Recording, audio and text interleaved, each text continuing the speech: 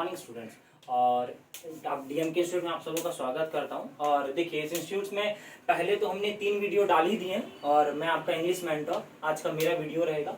तो वीडियो डालने से पहले हम लोग क्या करते हैं ना, अपने बारे में इंट्रो ले लेते हैं, क्योंकि इंट्रो देना बहुत जरूरी है। अगर आप मेरे को जाने नहीं है तो आप मेरे को मेरा इंटरेस्ट कैसे देखेंगे कि मैं कैसे पढ़ाता हूँ या आपको मेरे साथ कैसे पढ़ना या कैसा पूरा सफर करना है। ठीक है, तो देखिए, ये डीएम 25 जून को बनाया था और इसका मेन फोकस है कि सबका बेस क्लियर करना। ईच एंड एवरी सब्जेक्ट्स में मेनली फोकस इस इंस्टीट्यूट का यही है, क्लियर करना है। बट साथ साथ हम लोग को क्या है ना, मतलब हम लोग को किसी भी सब्जेक्ट को एक अपने अंदर डेप्थ लेके पढ़ना है। मतलब अपने अंदर ये लेके पढ़ना है कि हमको इस पर्टिकुलर सब्जेक्ट से, जिस चीज का वीडियो देख रहे हैं, उससे कुछ सीख पाए। ठीक है, क्योंकि आप जब तक उस चीज के बारे में जानोगे नहीं, आप उसको समझोगे नहीं, तब तक आप उसके बारे में कुछ भी नहीं बोल सकते या कुछ उसके बारे में सीख नहीं सकते। ठीक है, तो हम लोग अपना वीडियो शुरू करते हैं। ठीक है, वीडियो में सबसे पहला बात यह है कि मैं आपको अपनी कुछ अपने लाइफ के बारे में बताना चाहूंगा, क्योंकि जैसा कि आपको पता है कि मैं आपका इंग्लिश मेंटर तो हूं ही, बट मैं इंग्लिश मेंटर बना कैसे, क्योंकि मैं खुद ऐसा स्टूडेंट था जिसको इंग्लिश में लैक ऑफ इंटरेस्ट था। मेरे को इंग्लिश में इंटरेस्ट था ही नहीं,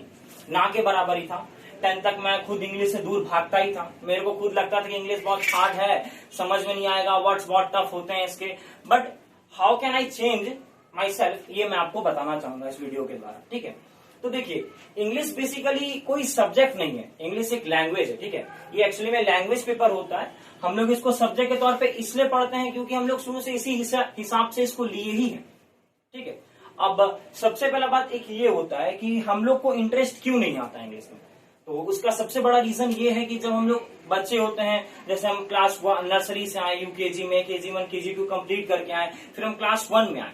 तो क्लास 1 में आने के बाद क्या होता है ना कि हम लोग जो ग्रामर पढ़ना चाहते हैं, उस ग्रामर हम लोग पर्टिकुलरली उसको पढ़ नहीं पाते हैं, क्योंकि उस समय पे टीचर्स कैसे पढ़ाते हैं, वो सिर्फ इतना ही बोलेंगे आपको कि पर्टिकुलर इसका ये डेफिनेशन है, नाउन ये होता है, प्रोनाउन ये होता है, टेंस ये होता है, आप इसको रट लो।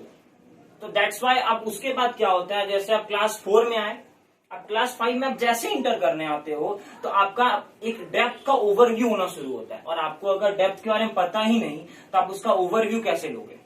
तो अब उसमें क्या होता है, क्लास 5 के साथ धीरे धीरे बच्चे डिटैच होने लगते हैं इंग्लिश से। उनके अंदर लैक ऑफ इंटरेस्ट जनरेट होने लगता है। वो लोग चाहते हैं, सोचने लग जाते हैं। ज्यादातर विलेज के जितने भी स्टूडेंट्स होते हैं, विलेज के हो गए, छोटे जगह से बिलोंग करने वाले, जो लेस डेवलप एरिया है, वहां के स्टूडेंट्स यही सोचते हैं कि इंग्लिश मतलब एक बहुत टफ चीज हो गया मेरे लिए, जो मेरे से हो नहीं पाएगा। तो बेसिकली इस चैनल में हम लोग ऐसा कोई चीज को लेके चलेंगे नहीं, हम लोग इंग्लिश को एक इजी और प्रॉपर वे में पढ़ेंगे। ठीक है, प्रॉपर वे में पढ़ेंगे। तो इंग्लिश को प्रॉपर वे में पढ़ने के लिए कुछ कुछ टेक्निक्स है जो मैंने खुद इंप्लीमेंट की और मेरे को कैसे इंग्लिश में इंटरेस्ट जगा, मैं इस टेक्निक्स के बारे में आपको बताना चाहूंगा। सबसे पहले होता है कि आप अगर कभी भी इंग्लिश में फोकस करना चाहते हो, और यहाँ पे हम लोग इंग्लिश को एज अ लैंग्वेज लेंगे, सब्जेक्ट नहीं लेंगे। ठीक है, तो सबसे पहली स्ट्रेटेजी होती है कि आपको अपना रीडिंग स्किल सुधारना पड़ेगा। आपका जो रीडिंग स्किल्स है, हम लोग को रीड करना आता है, ठीक है, सभी को रीड करना आता है, जिसको नहीं आता है वो भी आराम से रीड धीरे धीरे समझ के कर सकते हैं। बट रीडिंग स्किल्स क्या होती है, reading skills in the sense, मेरा कहने का मतलब ये हो रहा है कि मैंने आपको कुछ बोला पढ़ने के लिए, आप वो चीज को पर्टिकुलर पढ़े और समझ गए, इसको कहते हैं रीडिंग स्किल जनरेशन। अब रीडिंग स्किल कहां से आएगी, जब तक आपको कोई चीज पता नहीं है, कुछ वर्ड्स पता नहीं है, आप जाने ही नहीं हो, तो कैसे आपको पता चलेगा कि रीडिंग क्या है और रीडिंग स्किल्स कैसे जनरेट करना है। तो इसको करने से पहले सबसे पहले अपने पास एक चीज आती है, वो है लिसनिंग स्किल्स। लिसनिंग स्किल्स, क्योंकि आज के डेट में सबसे अच्छा माध्यम है इंग्लिश को जानने का कि उसको सुनने का। भले आपको इंग्लिश आता हो नहीं आता, उससे कोई फर्क नहीं पड़ता, लेकिन आप जब तक इंग्लिश को सुनोगे नहीं तब तक आप उसको समझ नहीं पाओगे।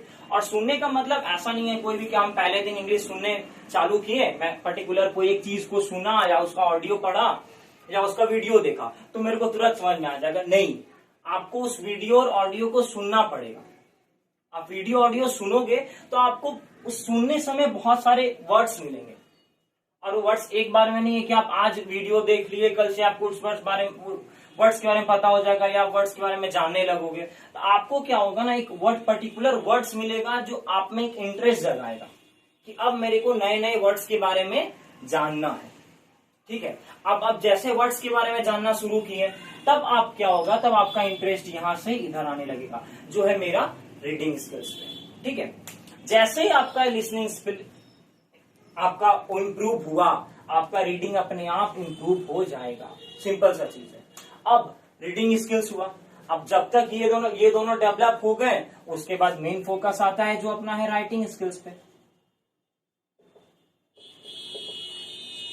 हाँ, राइटिंग स्किल्स। अब इससे राइटिंग स्किल्स से पहले एक चीज बोलना चाहूंगा, अगर हम टॉकिंग टर्म्स में इंग्लिश को बात करें, इंग्लिश का बात करें इन टॉकिंग टर्म, तो टॉकिंग टर्म में हम जनरली ग्रामर का उतना प्रॉपरली यूज नहीं करते हैं, ठीक है, क्योंकि ये ओनली फॉर कन्वर्सेशन होता है, तो उतना ज्यादा यूज ना भी करें तो चलेगा, ठीक है।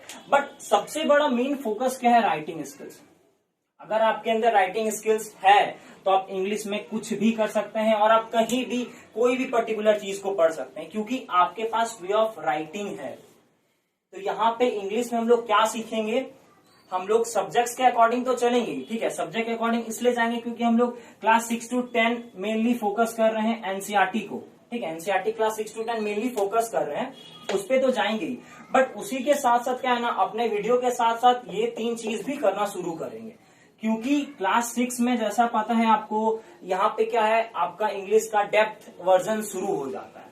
आप अंदरूनी ग्रामर पे जब जाओगे तो ग्रामर और लिसनिंग और राइटिंग सबका क्या होता है ना, डेप्थ वर्जन शुरुआत हो जाती है। डेप्थ वर्जन की होती शुरुआत 5 से ही है, बट क्लास 6 में आपको आना चाहिए बेस के बारे में। तो इसमें लोग लिटरेचर सेक्शन तो पढ़ेंगे। अब लिटरेचर में जब मैं वीडियो बनाऊंगा तो आपको पर्टिकुलर्स पूरा कहानी, पोएम जो भी होगा, कहानी हो गया, पोएम हो गया, सोनेट्स हो गए, जितने भी प्रकार के टाइप से जो होंगे उन सबों को क्लियर करते चलूंगा। बट द नेक्स्ट अनदर बात ये आती है कि ग्रामर।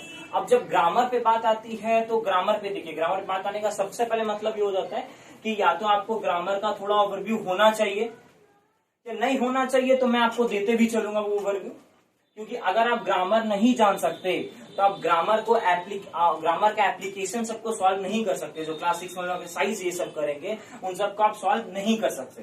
दैट्स वाई क्लास 1 से ही हमें नाउन पढ़ाना शुरू किया जाता है, ताकि हमें एक ओवरव्यू मिल सके, इंग्लिश के ग्रामर का एक ओवरव्यू मिल सके। अगर हम जानेंगे नहीं तो हम समझेंगे नहीं, ठीक है। तो क्लास 6 का हम लोग का लिटरेचर हो गया, लिटरेचर का हो गया, ग्रामर का हो गया। अब दी नेक्स्ट आएगा मेरा लिटरेचर में राइटिंग स्किल्स।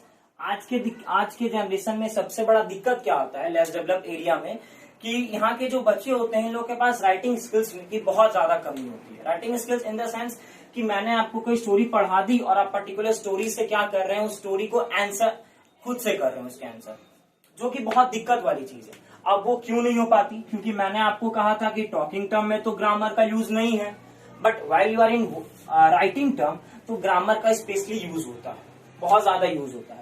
क्योंकि आप जब पर्टिकुलर वे में लिखेंगे नहीं तो आप आंसर को नैरेट कैसे कर पाइएगा कि क्या बताना चाह रहा है वो क्वेश्चन में, मेरा आंसर क्या बताना चाह रहा है और क्या नहीं बताना चाह रहा है। तो सबसे मेन थीम ये आता है कि हम लोग को राइटिंग स्किल्स भी डेवलप करनी पड़ेगी, ठीक है। राइटिंग स्किल्स हो गई, लिसनिंग हो गई, रीडिंग हो गई, इन सब स्किल्स को हम धीरे धीरे देखते चलेंगे और पूरा डेप्थ में जाके भी ओवरव्यू लेते हुए भी क्लास 6 के पहले चैप्टर की शुरुआत करेंगे, ठीक है। तो आज के लिए मैं इतना ही रहने देता हूँ। नेक्स्ट वीडियो जो बनेगा उसमें क्लास 6 का फर्स्ट चैप्टर में आप लोग को बताने की कोशिश करूंगा, ठीक है।